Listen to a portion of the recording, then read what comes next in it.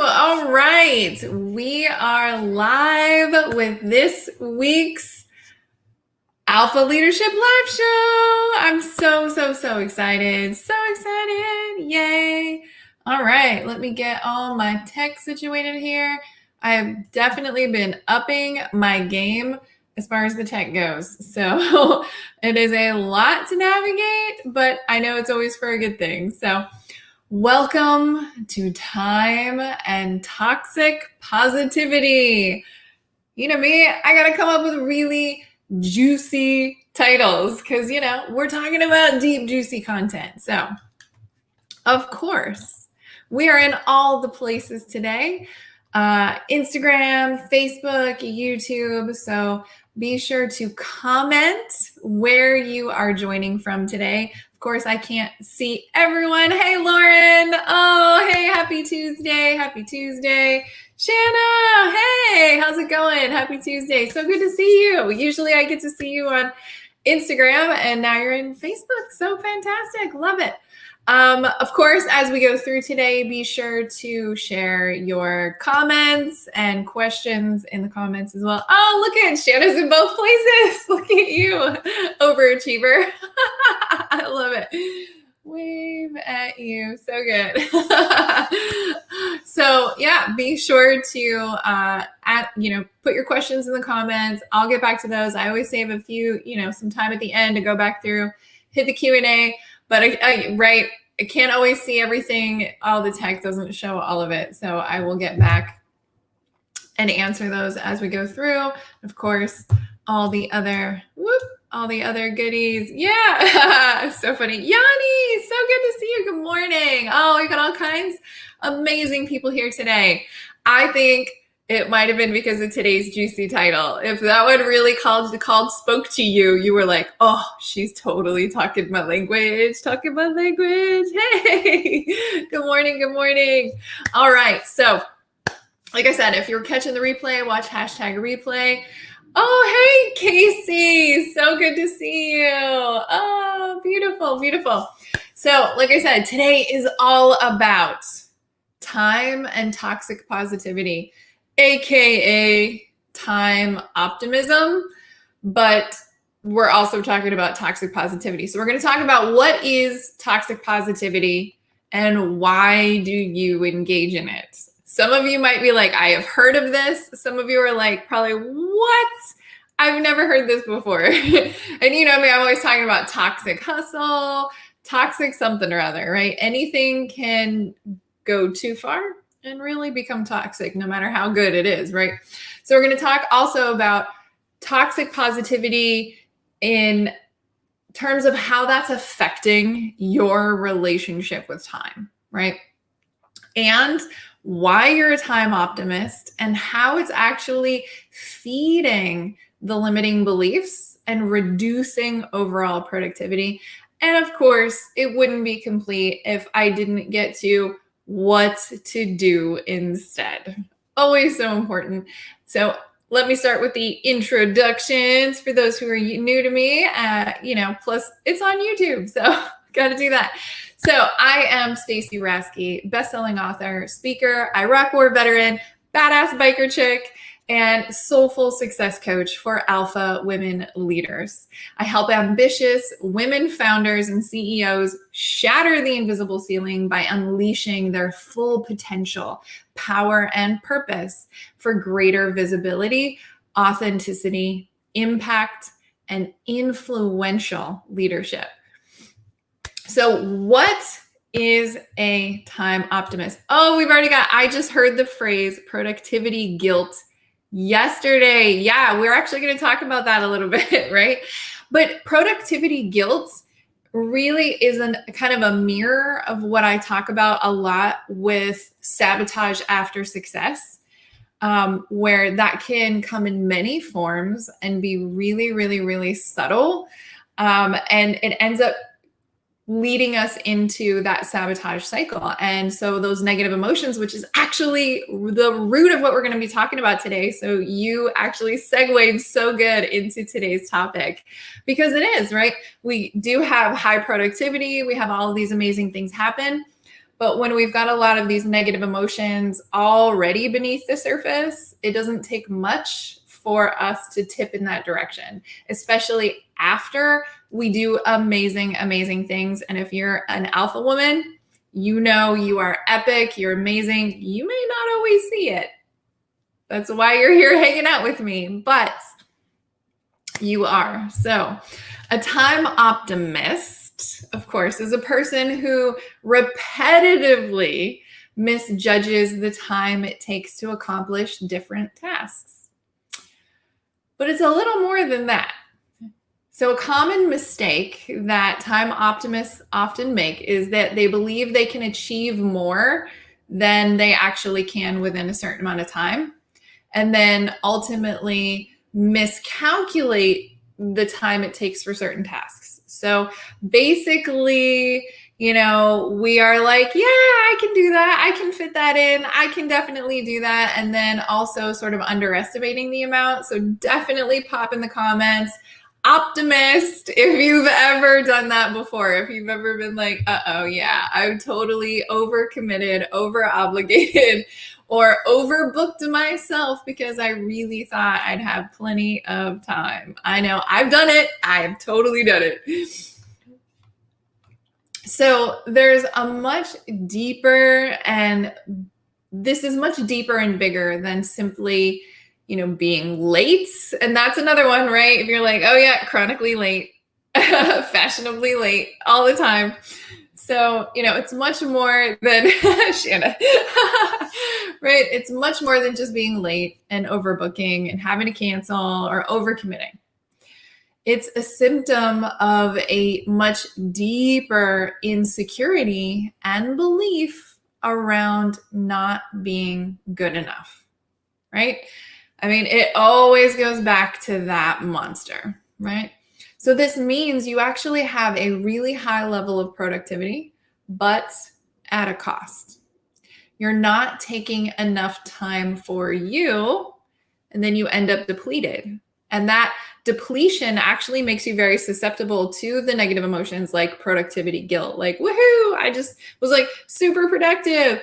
And actually, some of that guilt can creep up too if you're too productive and it leaves you open time.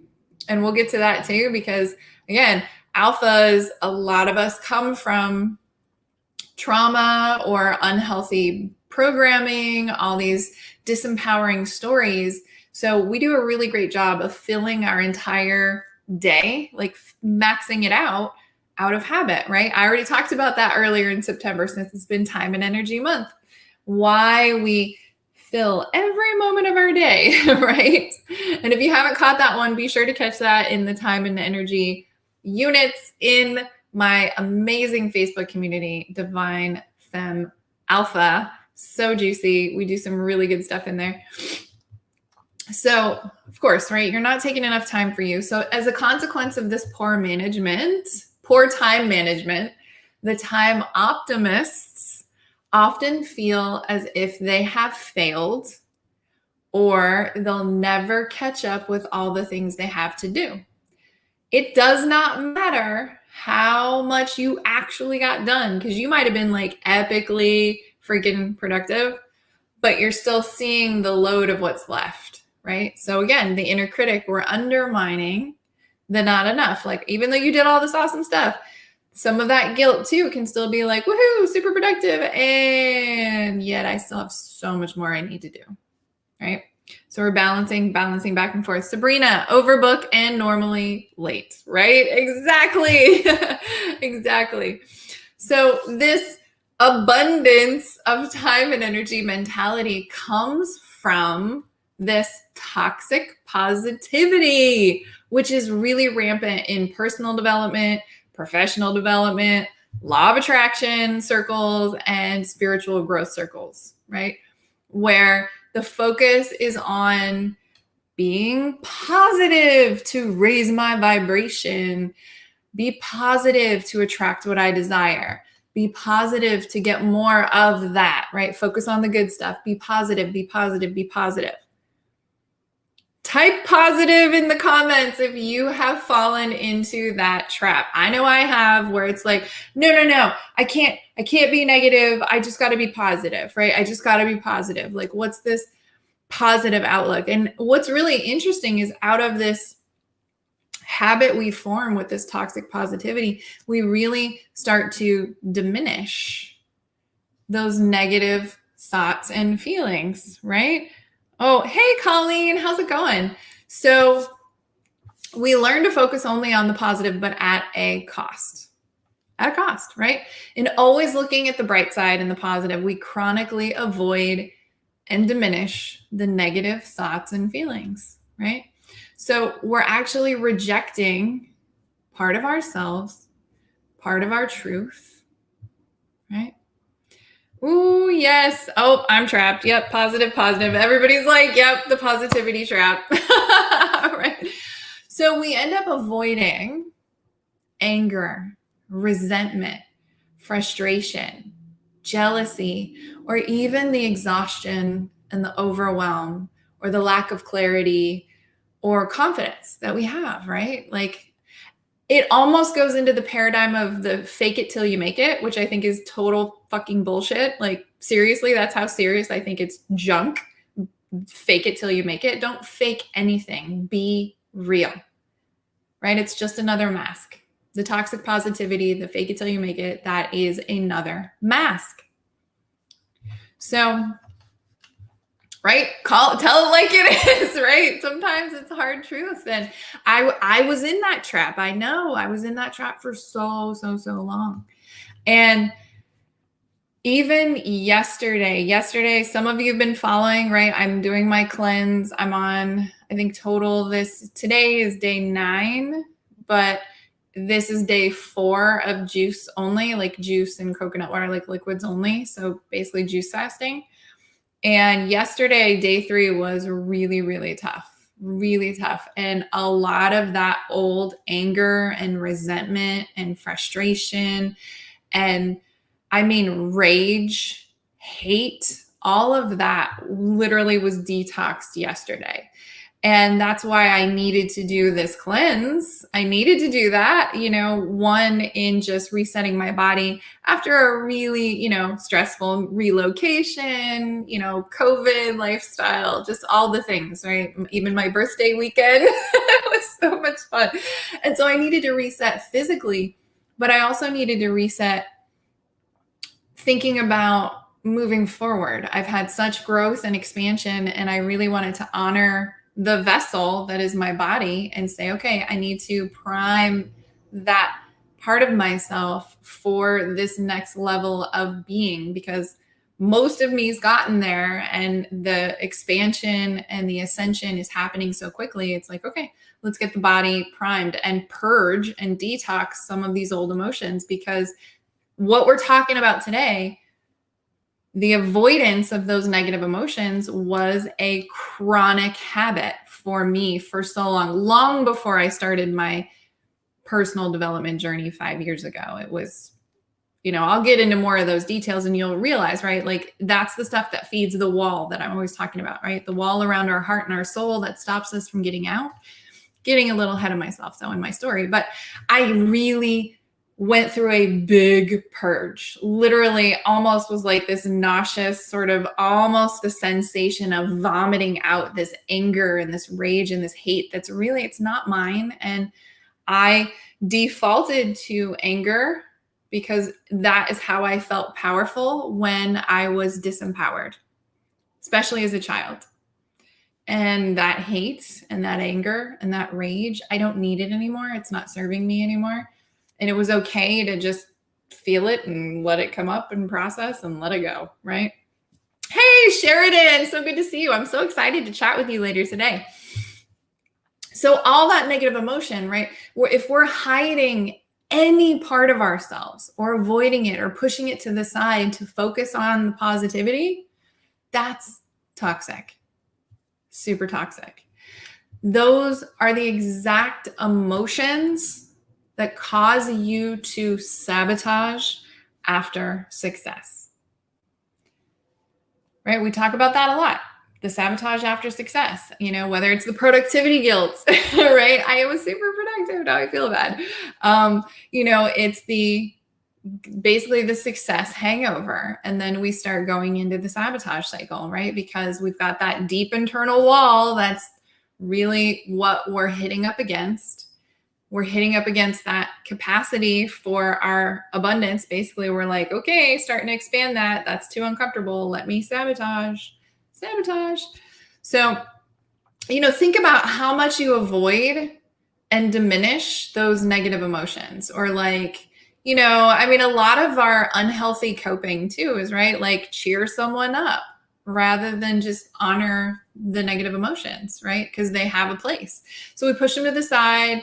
And a lot of us out of habit, right? We push the emotions to the side because you're too busy working on your goals, or you're taking care of the kids, or you're taking care of the house, right? You're doing all the stuff until there's just that point that we just stuff them and stuff them and stuff them. And I stuffed those emotions like crazy with food and alcohol. Oh, yeah. Work, food, and alcohol. Do you ever stuff those negative emotions, right? The hurt, the pain, the anger, the resentment, the rage, any of that stuff with working too much, staying busy, hustle, dear sister, hustle, food and alcohol. So we stuff them till they boil over. That's when you have a meltdown, a crying fit, an explosion, and totally lose your shit, or complete and total shutdown from either burnout or emotional overload, right? Ooh, Colleen, that's where I'm trapped. I'm stuck in the negative emotions, feeling taken advantage of. I've changed so much in my business, but feel stuck everywhere else. I gotcha. No longer positive in the home. Yes, I totally get it. Yep. Stay busy with work. Yep. Oh, I get it. Just blew up again. Yeah, the overload. It's a lot. It is a lot.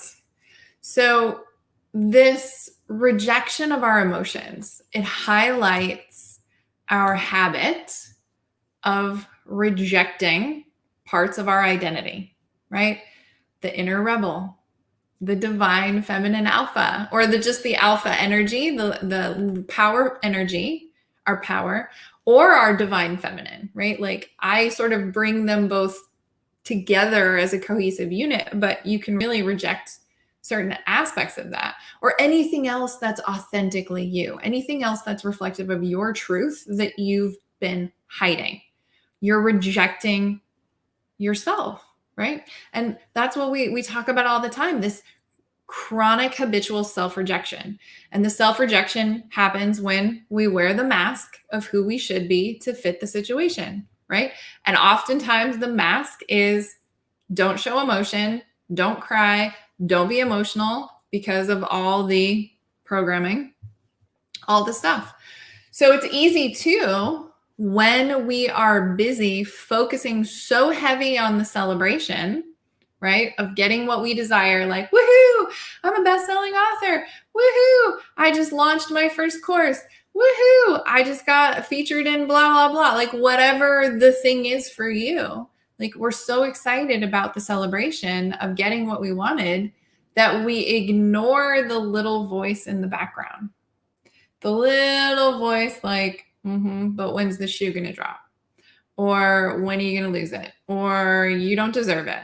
Or you're not worthy? Or it's the little, those negative emotions in the background, right? The fear of success, or the fear of rejection because now you're at this new level and people are going to treat you different, like whatever. Maybe you get negative feedback. I don't know. There's different stuff running in the background. And when we ignore that stuff in the background, that's when you start your sabotage cycle. When you're on top at the peak of your success cycle, that's when we start the sabotage cycle if we don't address these negative emotions. So that toxic positivity has created a paradigm where we don't honor the negative emotions. We just don't. We just ignore them.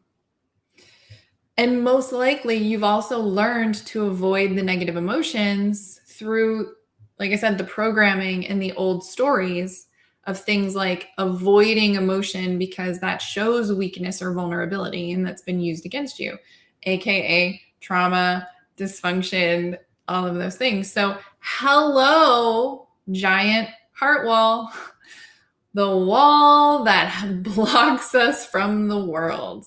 The soul of who you are, the real identity, the truth, all of your amazing emotion is that wall.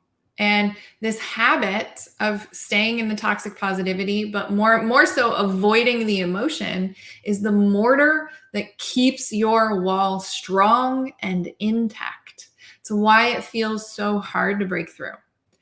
And then it shows up as the invisible ceiling in your impact, in your influence as a leader, in your income, in your fulfillment, in your intimate relationship, like your marriage or, family, whatever it is. So all of that emotional burden and the baggage just zaps your energy and your vitality, reduces your focus and your productivity, and affects your ability to effectively manage your time. Because, right, then we end up being the time optimist, or we just say yes too much, or whatever, right? Because we've got all that stuff. Woo, yeah, I can see that being the result of pushing my feelings down. Yeah, Tracy, all of the above, coming back from shutdown. Yeah. Oh, yeah, the negativity in the background, right? Absolutely, absolutely. So, what's the solution? I am drinking the tea chino because, right, I'm cleansing, so no coffee, but this tea chino, oh, so good. So good. No caffeine. I mean, it's basically tea, like carob or something. I don't know. Chicory. Sorry. I digress. It's so good. It's hazelnut. It tastes amazing. So, what is the solution? Stop avoiding the feelings and feel them. It is truly that simple, but feels very overwhelming when we've habitually spent the last however many decades avoiding them. So it's why you stay, like I said, so maxed out on time. It's a method of coping, unhealthy coping, to avoid your emotions and avoid you, right? So how do you shift that? It starts with giving yourself permission to feel all your emotions. Right? We've talked about pleasure and permission in the past. This is one where you have to give yourself permission to feel your feels. Feel the feels. And do it, this is number 2, most important thing, and do it without judgment. Right? That's some of that old deep programming that we have this inherent judgment that negative emotions are bad. And I promise you, they are not. They are not bad. I don't want to hurt anyone if I show these feelings. But again, that is going off of the toolkit and doing it in an deconstructive way versus a constructive way. That's always the difference, the constructive way. And you don't even have to show the feelings to other people in order to work through them and allow yourself to feel. I mean, I think that's the thing is, when we're thinking about boundaries and all the stuff, that somehow allowing ourselves to feel means being hurtful to others. And it doesn't. You don't have to involve anyone. The key is doing it in a constructive way. So like I said, the negative emotions are not bad. The negative emotions are a messenger that something is out of alignment. That's it. Just like I shared in my book, right? Sabotage is a messenger. Your inner critic is a messenger. Your inner rebel flaring up is a messenger that something inside is out of alignment and just needs to be addressed. Sometimes it's, ooh, for a lot of us, what we're going through right now is simply not giving attention or voice to what is actually going on internally, right? Not actually saying what we mean and what we think and what we feel. Sometimes it's not giving ourselves the space to just feel the feels. And it can feel overwhelming to lean into your emotions after avoiding them for so long. So long, right? So the most important thing you can do before digging in is to upgrade your toolkit. Is huge. You got to upgrade your toolkit in to where you have tools to use to handle the emotions. It's not just going into a giant emotional fit without purpose, without clarity.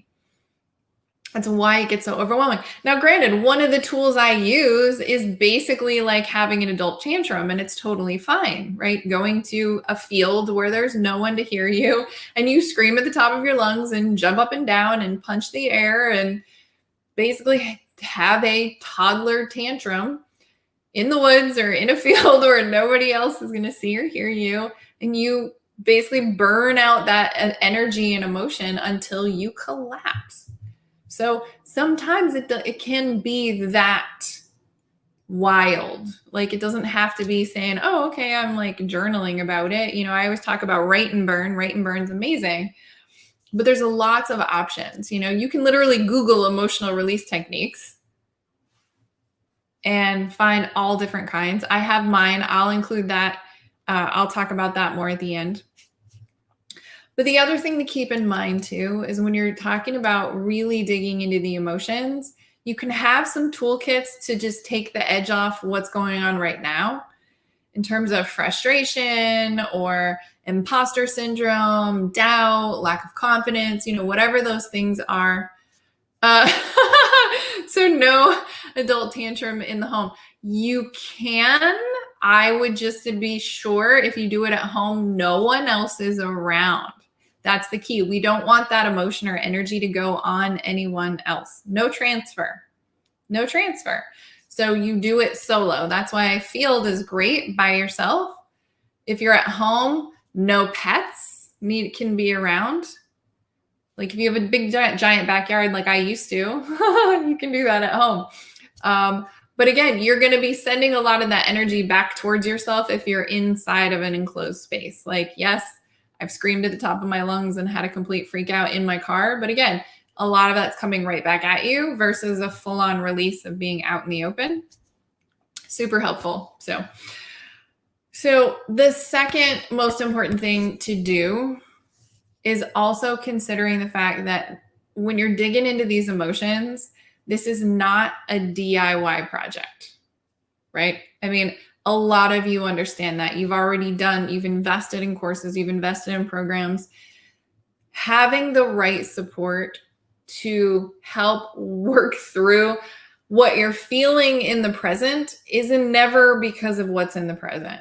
It's always attached to way, way, way old stuff, right? Like I'm always talking about how the old stories in programming from early childhood, it's all the inner child worthiness wounds are what are showing up today, getting in the way of being the influential leader, hitting the next level of impact, influence, right? Like I said, being the influential leader. And really building your empire for that next level. And it's those little symptoms, you know, the not being maxed out on time, being maxed out on energy. It's all of that stuff that just keeps undermining the big vision, you know, the big purpose, the big calling, you know, you are here to make. All of that emotional baggage is just undermining that. And so whatever you're feeling in the present moment is not about the present moment. It's attached to really old shit, really old stuff. What's happening in the present is just a trigger to that old stuff. And then there's old habits making it worse, like avoiding the emotions, stuffing it, all of that. That's why a lot of times this is not, stepping beyond the DIY project. And like I said, having the right guidance and support, whether it's a therapist, whether it's a mentor, whether it's a coach, depending on where you're at in your journey, your healing journey, and your entrepreneur journey, is going to help dictate what's the right fit. Granted, this is the deep work that I do with my clients, but of course, it's very specific who I work with. You've got to be in the right place in your journey. You've got to have already done some personal development or professional development. Where are you at in your business journey? All of those different things come into play on whether or not you get an invitation to one of my programs. So if that's of interest to you, to doing it in a really aligned way to help create rapid external results, send me that private message. We can talk about what that would look like for you and potentially set up a call to see if you're the right fit. Otherwise, like I said, tools, resources, therapists, books. I mean, everything mapped out for you is even in my book. So if you don't have my book, firethatbitchbook.com, and all the resources are in there. In firethatbitchbook.com, you can go online, get all the resources, and that supports you through really this process. But for those of you who don't have the book yet and don't have the resources, I will share with you my favorite, most amazing, best release technique. Go to empoweredoverthinker.com/release.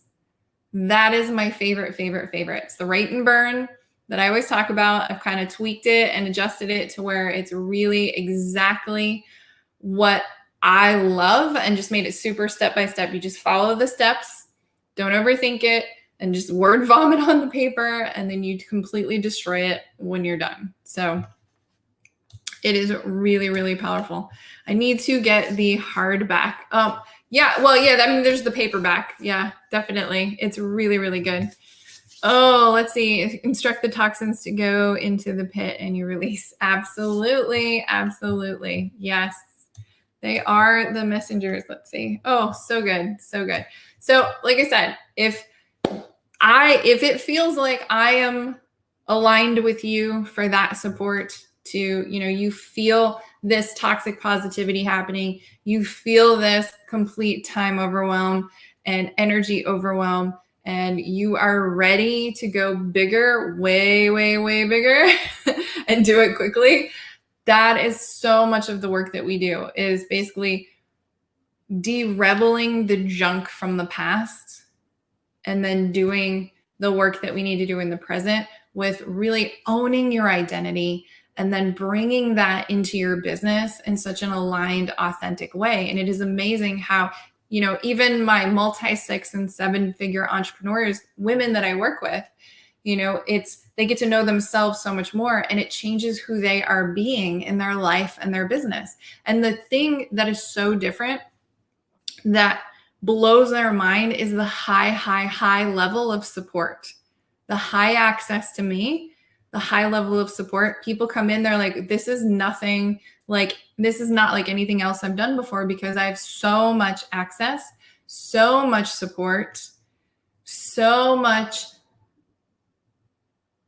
of them in the program, because that's what's been the missing piece in every other program or course that you've taken and didn't get the epic level results that you intended, because it was focused on strategy or sales or something, messaging or whatever, even certain aspects of healing, but it didn't bring it all together. And you were the missing piece of a customized plan and incorporating everything that you need, not just consumption, where it's implementation and then activation of all of those tools and resources and getting those results. So like I said, send me that messenger. If you don't have my release technique, empoweredoverthinker.com/release. We'll get that in the comments. That is the best release technique. All right, let me see. Let's see here, go through. Yes, Tantra. So funny. Let's see. I give myself permission to feel all the feels without judgment. So beautiful. So beautiful. Oh, the bitch is a messenger too. Yes, absolutely. When we are being really shitty to people, really busy. Oh, I got a couple of things to do. Then I'm messaging you. Oh, awesome. Oh, your way is really good. Thank you. Thank you so much. It's amazing how many former clients are joining us today. Current clients, all the goodies. So awesome. Awesome. Awesome. Well, continue to share any thoughts, comments, questions as you go through. Thank you again for joining me for another juicy, juicy episode of the Alpha Leadership Live Show. Stay tuned. We're going to continue having more good ones. And be mindful of that toxic positivity and give yourself permission to feel those negative feelings without judgment and say, okay, what needs addressed? What needs addressed? And then finding those resources, those tools to help you release what's going on so you can find the answer, find what is the message in the negative emotions. So thank you. Oh, hey, thank you so much. Yay. Having team is amazing. So good. I got to let her know, but that's why she's on, right? So good. Thank you. Okay. So thank you again for joining me for another epic, epic episode. And remember, as always, you are enough. Talk to you again soon.